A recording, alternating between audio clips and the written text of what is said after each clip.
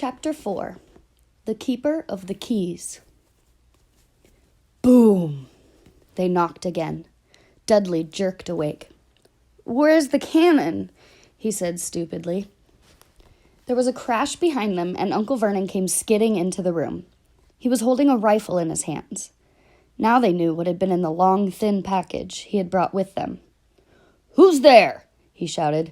"I warn you, I'm armed." There was a pause. Then, smash! The door was hit with such force that it swung clean off its hinges, and with a deafening crash landed flat on the floor.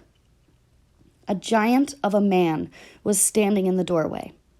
His face was almost completely hidden by a long, shaggy mane of hair and wild, tangled beard, but you could make out his eyes, glinting like black beetles under all the hair.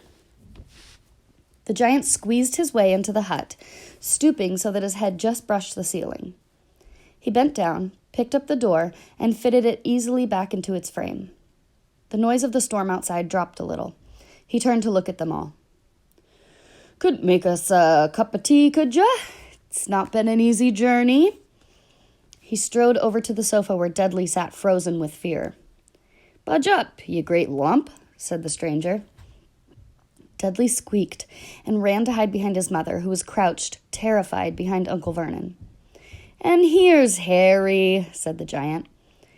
Harry looked up into the fierce, wild, shadowy face and saw that the beetle eyes were crinkled in a smile. "Last time I saw you, you was only a baby," said the giant. "You look a lot like your dad, but you got your mom's eyes." Uncle Vernon made a funny rasping noise. "I demand you leave at once, sir," he said. "You're breaking and entering." "Ah, shut up, Dursley, you great prune," said the giant.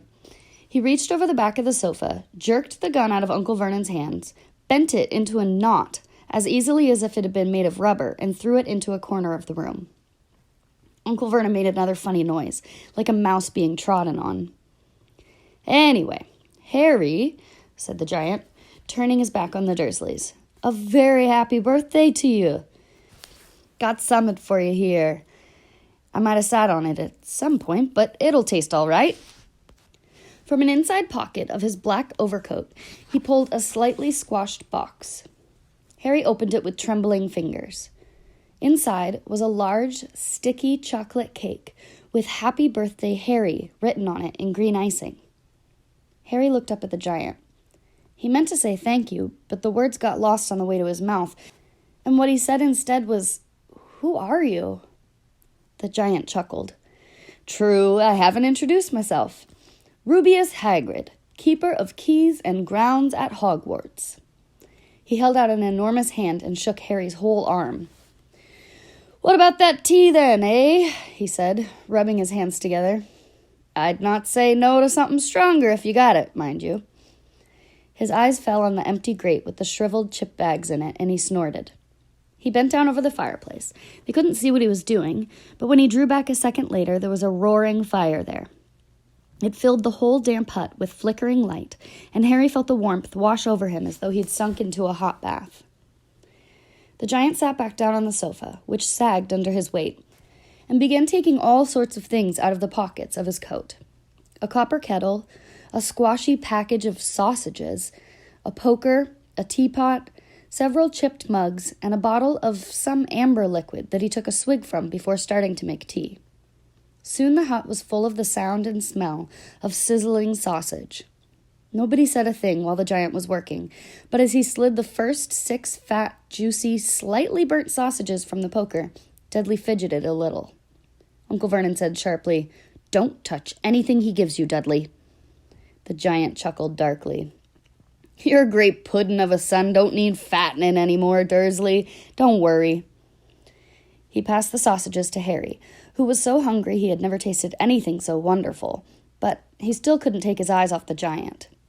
Finally, as nobody seemed about to explain anything, he said, "I'm sorry, but I still don't really know who you are."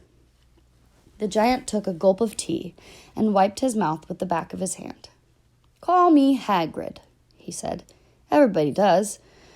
And like I told you, I'm keeper of the keys at Hogwarts.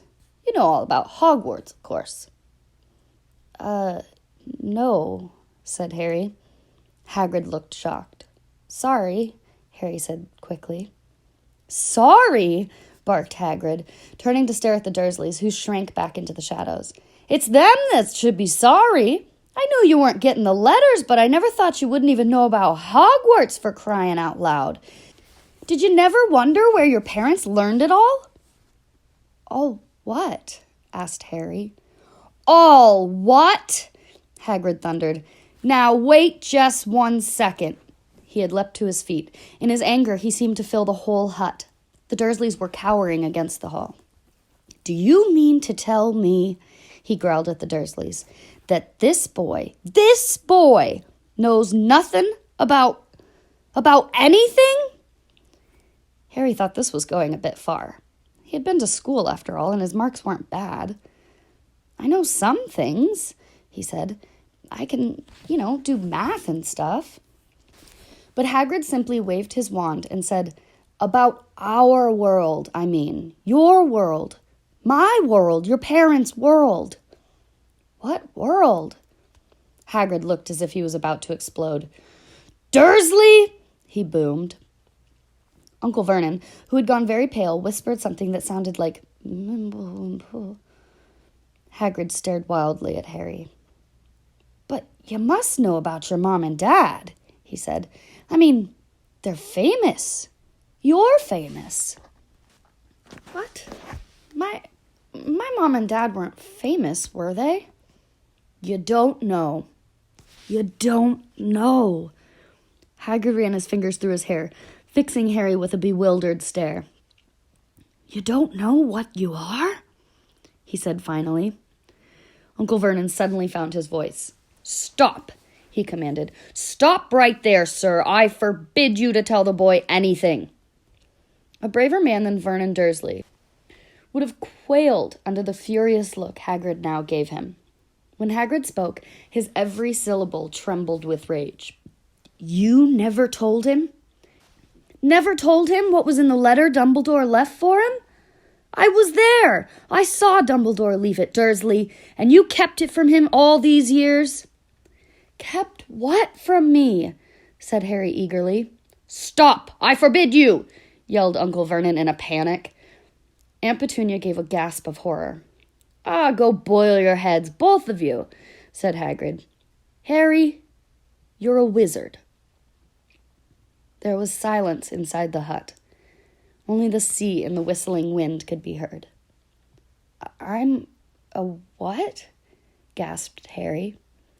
A wizard, of course, said Hagrid, sitting back down on the sofa, which groaned and sank even lower. And a thumping good un, I'd say, once you've trained up a bit. With a mom and dad like yours, what else would you be? And I reckon it's about time you read your letter.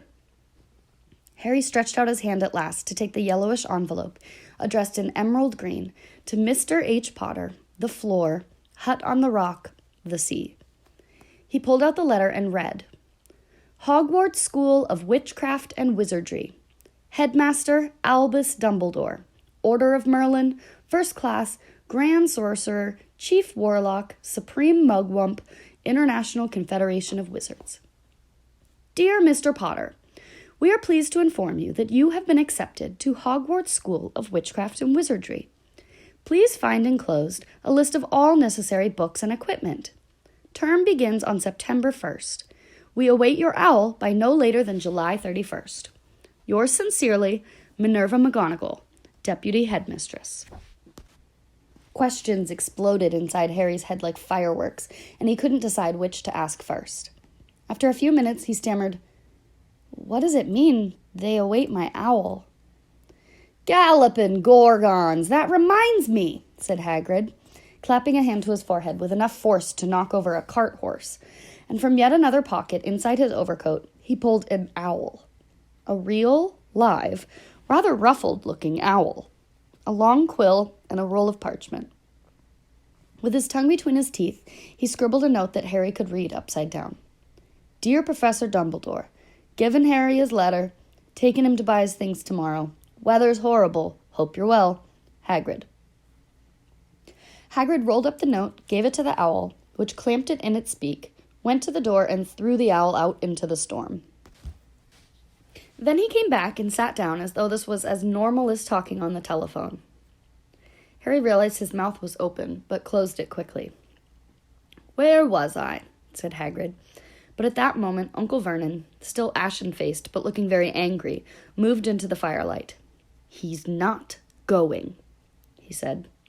Hagrid grunted. "I'd like to see a great muggle like you stop him," he said. "A what?" said Harry, interested.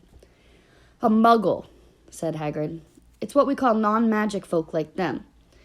And it's your bad luck you grew up in a family of the biggest muggles I ever laid eyes on. We swore when we took him in that we would put a stop to this rubbish," said Uncle Vernon. "Swore we'd stamp it out of him. Wizard indeed." "You knew?"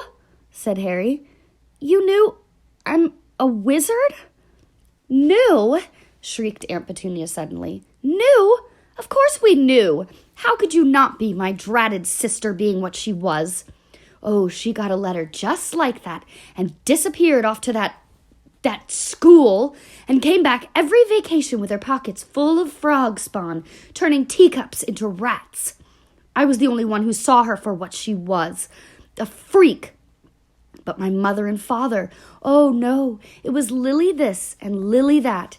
They were proud of having a witch in the family." She stopped to draw a deep breath and then went ranting on.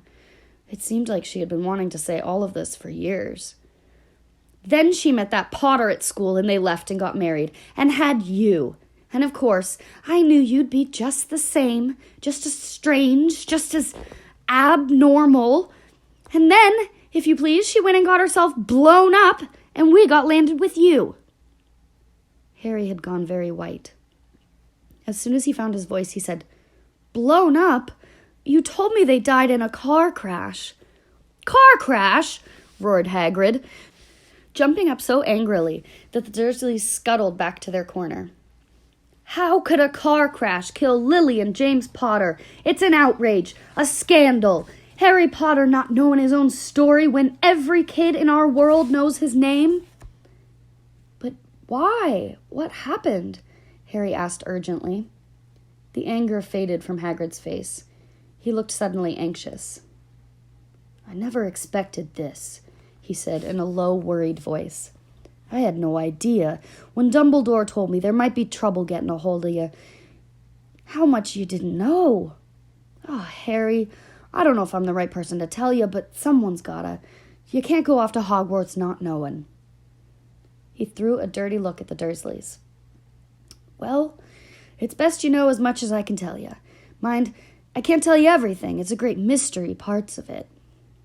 He sat down, stared into the fire for a few seconds, and then said, "It begins, I suppose, with a person called...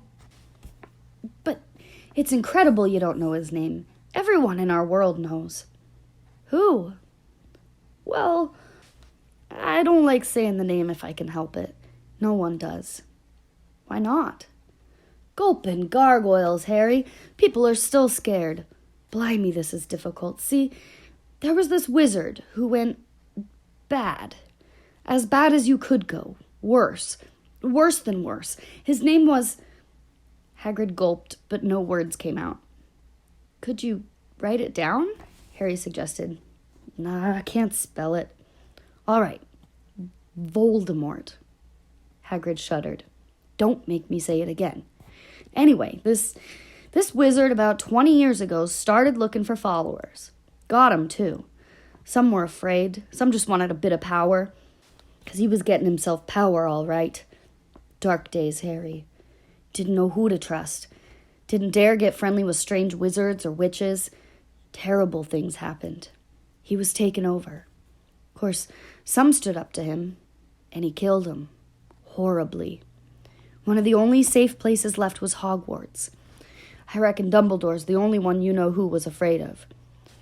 Didn't dare try taking the school. Not just then, anyway. Now, your mom and dad were as good a witch or wizard as I ever knew. Head boy and girl at Hogwarts in their day. Suppose the mystery is why you-know-who never tried to get him on his side before.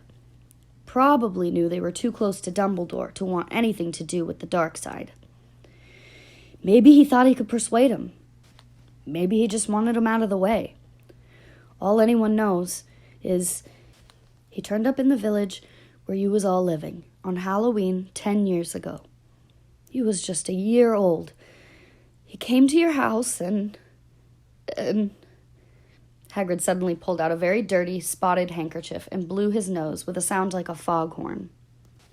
"Sorry," he said, "but it's just that sad. Knew your mom and dad and nicer people you couldn't find. Anyway, you know who killed him. And then, and this is the real mystery of the thing, he tried to kill you too. Wanted to make a clean job of it, I suppose, or maybe just liked killing back then. But he couldn't do it. Never wondered how you got that mark on your forehead? That was no ordinary cut. That's what you get when a powerful evil curse touches you. Took care of your mom and dad and your house even, but it didn't work on you. And that's why you're famous, Harry. No one ever lived after he decided to kill him. No one except you. And he'd killed some of the best witches and wizards of the age. The McKinnons, the Bones, the Pruitts. And you was only a baby, and you lived." Something very painful was going on in Harry's mind. As Hagrid's story came to a close, he saw again the blinding flash of green light more clearly than he had remembered it before. And he remembered something else, for the first time in his life. A high, cold, cruel laugh. Hagrid was watching him sadly. "Took you from the ruined house myself, on Dumbledore's orders. Brought you to this lot." "Load of old tosh," said Uncle Vernon. Harry jumped. He had almost forgotten the Dursleys were there. Uncle Vernon certainly seemed to have gotten back his courage. He was glaring at Hagrid, and his fists were clenched. "Now, you listen here, boy," he snarled. "I accept there's something strange about you. Probably nothing a good beating wouldn't have cured. And as for all this about your parents, well, they were weirdos. No denying it. And the world's better off without them, in my opinion. Asked for all they got, getting mixed up in these wizarding types. Just what I expected. Always knew they'd come to a sticky end." But at that moment, Hagrid leapt from the sofa and drew a battered pink umbrella from inside his coat. Pointing this at Uncle Vernon, like a sword, he said, "I'm warning you, Dursley. I'm warning you. One more word." In danger of being speared on the end of an umbrella by a bearded giant, Uncle Vernon's courage failed again. He flattened himself against the wall and fell silent. "That's better," said Hagrid, breathing heavily and sitting back down on the sofa, which this time sagged right down to the floor. Harry, meanwhile, still had questions to ask, hundreds of them. "But what happened to you-know-who?" "Good question, Harry. Disappeared. Vanished. Same night he tried to kill you. Makes you even more famous. That's the biggest mystery, see? He was getting more and more powerful. But why'd he go?" "Some say he died. Codswallop, in my opinion. Dunno if he had enough human left in him to die. Some say he's still out there, biding his time. But I don't believe it. People who was on his side came back to ours. Some of 'em came out of kind of trances. Don't reckon they could have done if he was coming back. Most of us reckon he's still out there somewhere, but lost his powers, too weak to carry on. 'Cause something about you finished him, Harry. There was something going on that night he hadn't counted on. I don't know what it was. No one does. But something about you stumped him, all right." Hagrid looked at Harry with warmth and respect blazing in his eyes, but Harry, instead of feeling pleased and proud, felt quite sure there had been a horrible mistake. A wizard? Him? How could he possibly be? He'd spent his life being clouded by Dudley and bullied by Aunt Petunia and Uncle Vernon. If he was really a wizard, Why hadn't they been turned into warty toads every time they tried to lock him in his cupboard? If he'd once defeated the greatest sorcerer in the world, how come Dudley had always been able to kick him around like a football? "Hagrid," he said quietly, "I think you must have made a mistake. I don't think I can be a wizard." To his surprise, Hagrid chuckled. "Not a wizard, eh? Never made things happen when you was scared or angry?" Harry looked into the fire. Now that he came to think about it, every odd thing that had ever made his aunt and uncle furious with him had happened when he, Harry, had been upset or angry. Chased by Dudley's gang, he had somehow found himself out of their reach. Dreading going back to school with that ridiculous haircut, he'd managed to make it grow back. And the very last time Dudley had hit him, hadn't he gotten his revenge without him even realizing what he was doing? Hadn't he set a boa constrictor on him? Harry looked back at Hagrid, smiling, and saw that Hagrid was positively beaming at him. "See," said Hagrid. "Harry Potter, not a wizard. You wait. You'll be right famous at Hogwarts." But Uncle Vernon wasn't going to give in without a fight. "Haven't I told you he's not going?" he hissed.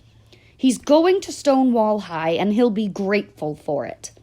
I've read those letters, and he needs all sorts of rubbish, spell books and wands, and if he wants to go, a great muggle like you won't stop him," growled Hagrid.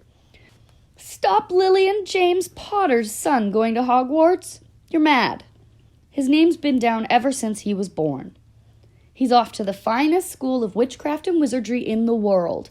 7 years there, and he won't know himself. He'll be with youngsters of his own sort for a change, and he'll be under the greatest headmaster Hogwarts ever had, Albus Dumbledore.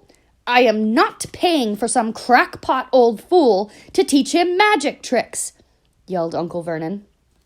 But he had finally gone too far. Hagrid seized his umbrella and whirled it over his head.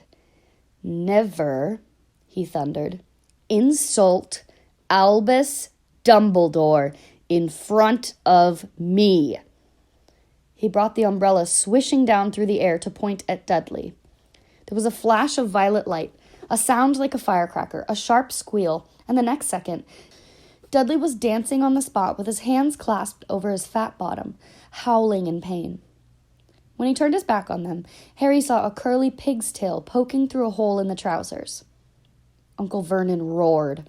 Pulling Aunt Petunia and Dudley into the other room, he cast one last terrified look at Hagrid and slammed the door behind them.